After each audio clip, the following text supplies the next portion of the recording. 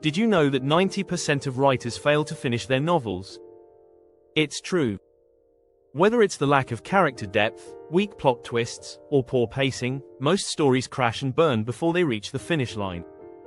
In fact, 60% of readers abandon books because the characters just don't feel real. That's a huge number, and it shows how important it is to get the basics right. But here's the good news: you can avoid these mistakes. You don't have to be a best-selling author to learn the secrets of great storytelling. In this video, we'll break down the top traits that lead to failed novels, and more importantly, show you how to fix them. We'll cover how to create characters that readers can't stop thinking about, how to craft plot twists that actually work, and how to keep your pacing just right. Stick with us, and you'll learn the tricks that keep readers hooked, page after page. So, if you're ready to stop making the mistakes that plague most novels, let's dive in. You won't want to miss what comes next. Chapter 1: The Curse of Flat Characters. Why they kill your story. Flat characters are one of the biggest reasons why novels fail. If you want readers to care about your story, they need to care about your characters. A character who doesn't evolve, learn, or face any real challenges feels more like a placeholder than a protagonist. Think of the most memorable characters in literature. Harry Potter, Elizabeth Bennet, and even Sherlock Holmes. They all go through intense personal changes. Why is this so important? According to a study by the Writer's Digest, 87% of readers say character development is the most important factor in whether or not they finish a book. People want to see characters struggle, grow, and change. Without that growth, readers might lose interest quickly. The key to creating dynamic characters is conflict. Conflict forces your characters to change. Take Frodo Baggins, for example. His journey isn't just about getting rid of the One Ring, it's about his emotional transformation. He starts as a simple hobbit and ends up a hero scarred by his experiences. His character arc is what makes The Lord of the Rings unforgettable. Here's an interesting fact: many writers overlook how much flaws matter in character development. Think about your favorite characters. They likely have flaws, whether it's Harry's impulsiveness or Jay Gatsby's obsession with the past. Flaws make characters relatable and realistic. Don't be afraid to let your characters struggle and fail. It's what makes them interesting. You don't need a major life-altering event to create character depth. Small moments of vulnerability or decisions reveal who they are. In To Kill a Mockingbird, Scout Finch's quiet moments of observation make her character feel real and fully realized. The more you reveal your character's internal battles, the more readers will invest in their journey. Chapter 2: The Plot Twist Paradox. When surprises actually hurt your story, plot twists are often seen as the holy grail of storytelling, but they can be a double-edged sword. Sure, readers love a good surprise, but a twist that comes out of nowhere can feel cheap and ruin the narrative. This is especially true if the twist doesn't make sense within the context of the story. Here's a crucial point. According to a 2016 survey by Writer's Digest, 65% of readers say they feel cheated by a twist that doesn't build up organically. That's a huge number. If your plot twist feels like a sudden, random event, readers may close the book in frustration. The best twists are those that feel inevitable once you look back. They should be surprising, yes, but also make perfect sense when you see them coming. Think about the twist in The Sixth Sense. It's shocking because it redefines everything we've already seen. But it works because, throughout the film, subtle clues are scattered, clues that only make sense in hindsight. A twist should never feel like it's pulling the rug out from under the reader for the sake of shock value. Instead, it should be something that enhances the story, offering deeper meaning or revelation. The trick to a great plot twist: foreshadowing. You don't want to give everything away, but leaving small, subtle hints creates a payoff that feels earned. Look at The Girl on the Train. Paula Hawkins doesn't hit you over the head with the twist. Instead, it emerges from the character's unreliable perspectives, which makes the twist feel earned, not contrived. Another key here is pacing. You don't want to rush to the twist too early, but you also don't want to drag things on too long. In Gone Girl, Gillian Flynn builds tension and misdirection, keeping you guessing right up until the twist. It's that steady build-up that keeps the twist from feeling forced. In the end, a great plot twist makes the story richer, not more confusing. If you're crafting a twist, always ask, does this change the reader's understanding of the story, or does it just shock them for the sake of shocking them? Chapter 3, The Dread of Over-Explanation. Show, don't tell, but how. We've all been there. You're reading a novel and it feels like the author is spoon-feeding you information. This is the opposite of great storytelling. Over-explanation can make a book feel like a lecture instead of an immersive experience.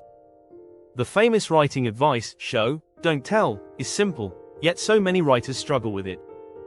It's easy to fall into the trap of telling your readers exactly what's happening. But think about it, when you watch a movie, do you want to hear the characters explaining everything, or do you want to experience it with them? Showing is about letting the reader feel the emotions and see the world through the character's eyes. For instance, instead of saying, he was angry, show it with action, his fists clenched, his face turning red as he stormed out of the room. This lets the reader experience the anger rather than being told about it. Here's an interesting fact. According to a study published in the Psychology of Storytelling, readers are more likely to remember an emotional experience if it's shown rather than told. This means showing creates deeper engagement and makes your readers feel connected to the story.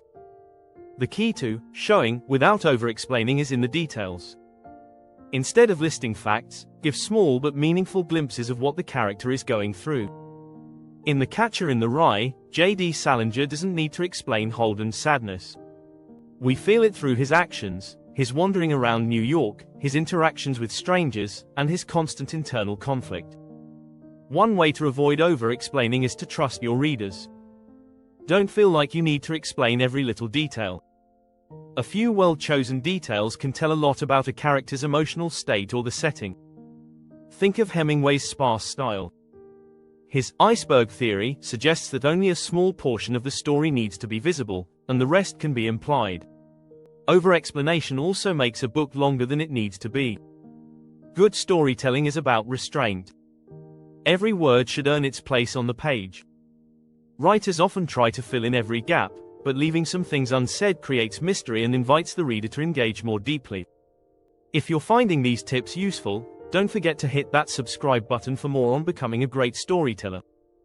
Chapter 4, The Lack of Stakes. Why no one cares about your hero's journey. Without stakes, your story lacks urgency. If there's nothing at risk, why should readers care about the outcome? Whether it's the protagonist's life, the future of their world, or their emotional growth, stakes are essential for creating tension. A story with low or no stakes can feel flat and uninspiring. Think about the classic tale of the Hunger Games. Katniss Everdeen's survival is at stake, and we feel the weight of that danger. But beyond physical survival, there's also the emotional conflict of her relationships and moral choices. These stakes give depth and emotional engagement to the plot. According to a survey by the Writer's Digest, 74% of readers say that the emotional stakes of a story are more important than the plot itself. This is a game changer for writers. You need to make your readers care not just about what happens, but about how it affects the characters on a personal level. A common mistake is thinking that high physical stakes, like life and death, are the only way to create tension. But emotional stakes can be just as powerful. For example, in The Great Gatsby, Gatsby's entire existence is tied to his obsession with Daisy. His personal, emotional investment makes the stakes feel higher than any battle or chase scene could. The best way to raise the stakes is to make the consequences clear and personal. What happens if your protagonist fails? What's the emotional toll? In Harry Potter and the Sorcerer's Stone, it's not just about defeating Voldemort, it's about protecting his friends, his home, and the future of the wizarding world. Every decision Harry makes carries weight. Chapter 5, Pacing Pitfalls. When you lose your reader's attention, pacing is the rhythm of your story. If your pacing is off, your readers will either be bored or overwhelmed. A slow pace can make readers lose interest, while a rushed one can leave them feeling unsatisfied. The key is to find the balance between building tension and giving the reader a chance to breathe. In The Catcher in the Rye, J.D. Salinger masterfully controls pacing by alternating between fast-paced action and reflective moments. The story slows down when Holden Caulfield is in a more introspective mood, and speeds up when he's caught up in his various adventures. This dynamic pacing keeps the reader engaged. According to a 2018 survey by Goodreads, 62% of readers stop reading books that feel too slow. This statistic underscores the importance of pacing. If your scenes drag on too long without purpose, your reader's attention will fade. On the other hand, rushing through scenes can make key moments feel shallow or underdeveloped. A good strategy for pacing is the roller coaster effect. Build tension slowly, then release it with a moment of relief. Think of The Lord of the Rings again. After an intense battle scene, the story takes a moment to reflect and allow the characters to rest. This ebb and flow of tension make the big moments even more impactful. Another tip is to focus on scenes that advance both the plot and the character development. In The Hunger Games, each chapter not only moves the story forward but also reveals more about Katniss' internal struggles. These character-building moments prevent the pacing from feeling stagnant. Chapter 6, The Fatal Flaw. Your theme is the secret ingredient. A novel without a clear theme often feels directionless. A strong theme isn't just something you sprinkle in for added depth, it's the backbone of your story. The theme ties together all your characters, plot points, and conflicts. Without it, your story lacks a sense of purpose. In 1984, George Orwell's theme of totalitarianism and surveillance is woven throughout the entire narrative. Every plot twist, every character's action, and every moment of conflict serves to reinforce that theme. The theme gives the story depth and clarity, even as the plot becomes more complex. A clear theme also helps readers connect with your story on a deeper level. In The Fault in Our Stars, the theme of love and loss resonates with readers long after they finish the book. The theme gives the characters' struggles meaning and elevates the emotional stakes of the story. According to a 2020 study on reader engagement, 54% of readers say they are more likely to finish a book if the theme resonates with them personally. Themes like love, justice, and identity are universal, and they help readers relate to the story even if the plot is completely different from their own lives. It's important to develop your theme early on, but it should evolve with the story. In The Great Gatsby, the theme of the American dream unfolds gradually. As Gatsby's pursuit of Daisy becomes more obsessive, the story reveals the darker side of this dream. One common mistake is to force the theme onto the story. A theme should emerge naturally from the narrative and character arcs, not feel like something you're trying to make happen. The theme should not be overtly stated in the text. Instead, it should be revealed through actions, symbols, and dialogue. Thanks for sticking around until the end. If these tips helped you, make sure to hit subscribe for more on becoming a great storyteller.